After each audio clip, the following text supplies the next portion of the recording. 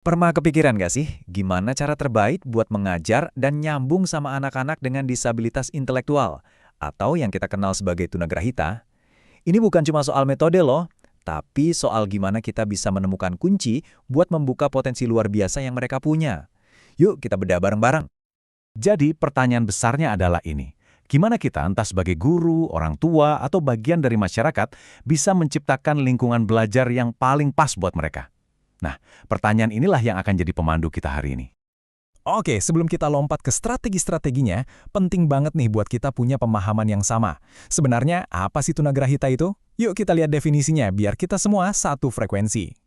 Poin utamanya di sini, ini tuh jauh lebih kompleks dari sekedar angka IQ. Coba bayangin deh, ini seperti tantangan di dua area utama. Satu, cara otak mereka memproses informasi, dan dua, cara mereka menerapkan informasi itu di kehidupan sehari-hari. Dua-duanya sama pentingnya. Tabel ini ngebantu kita banget buat lihat gambarannya secara utuh. Di sisi kiri, kita lihat tantangan internal ya, di dalam pikiran. Kayak sulit paham pelajaran. Nah, di sisi kanan, itu tantangan eksternal. Di dunia nyata, kayak berkomunikasi atau berteman. Keduanya ini saling nyambung dan butuh perhatian yang seimbang. Nah, sekarang kita masuk ke jantung pembahasannya. 8 strategi kunci yang bisa mengubah banyak hal. Anggap aja ini semacam resep untuk membangun lingkungan belajar yang nggak cuma mendukung, tapi juga benar-benar memberdayakan mereka. 4 strategi pertama ini fokusnya ke cara kita ngajar. Pakai gambar, bikin jadi permainan, kaitkan sama hal-hal nyata, misalnya belajar ngitung pakai buah beneran. Dan kasih instruksi yang jelas dan singkat. Intinya, kita bikin pelajarannya jadi lebih gampang dicerna otak mereka. Kalau 4 strategi berikutnya, ini lebih ke sikap atau pendekatan kita. Konsisten itu kunci, karena pengulangan itu ngebantu banget. Terus, setiap anak itu kan beda, jadi dukungannya harus personal. Yang nggak kalah penting, bangun terus kepercayaan diri mereka. Dan ingat, kita nggak bisa sendirian, ini adalah kerja tim. Kutipan ini, wah, ngena banget sih. Fokusnya itu bukan pada keterbatasan mereka, tapi pada potensi besar yang nunggu buat digali. Dengan cara yang tepat, kita tuh bukan cuma ngajar, tapi kita lagi membuka pintu masa depan buat mereka. Oke, teorinya udah cukup ya. Sekarang gimana sih wujudnya kalau di dalam kelas? Yuk kita intip sebuah pelajaran praktis buat lihat gimana strategi-strategi ini dijalankan. Salah satu pelajaran yang paling fundamental itu namanya bina diri. Dimulai dari hal yang paling dekat sama mereka, yaitu tubuh mereka sendiri. Paham apa fungsi mata, hidung, tangan, itu fondasi utama untuk kemandirian mereka nanti. Sekarang, kita bedah lebih dalam lagi. Dalam panduan mengajar, atau yang biasa disebut RPP, ada rencana aktivitas yang spesifik banget. Contohnya, ya ini, belajar menggosok gigi. Ini penerapan sempurna dari strategi konteks nyata yang kita bahas tadi kan? Dan ini dia rincian aktivitasnya.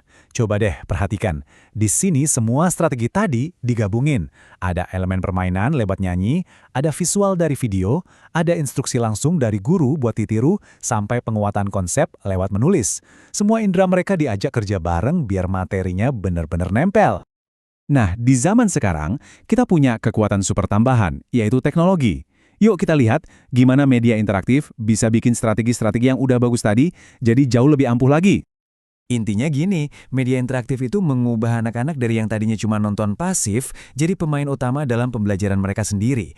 Kalau belajar udah terasa kayak main game, wah, keterlibatan dan pemahaman mereka bisa meroket. Ini salah satu contohnya, aplikasi Anggota Tubuhku. Lihat deh, menunya di kiri simple banget, terus tampilan permainannya di kanan juga menarik. Semua warna cerah dan gambar-gambar ini bukan sekedar hiasan loh, semuanya dirancang khusus buat narik perhatian mereka dan bikin mereka tetap fokus belajar. Yang paling keren itu fitur-fiturnya. Menunya jelas, ada mode belajar di mana mereka bisa sentuh layar dan langsung dengar penjelasannya, plus ada kuis seru buat ngetes pemahaman. Ini contoh sempurna gimana strategi visual dan permainan dikawinkan dalam satu teknologi.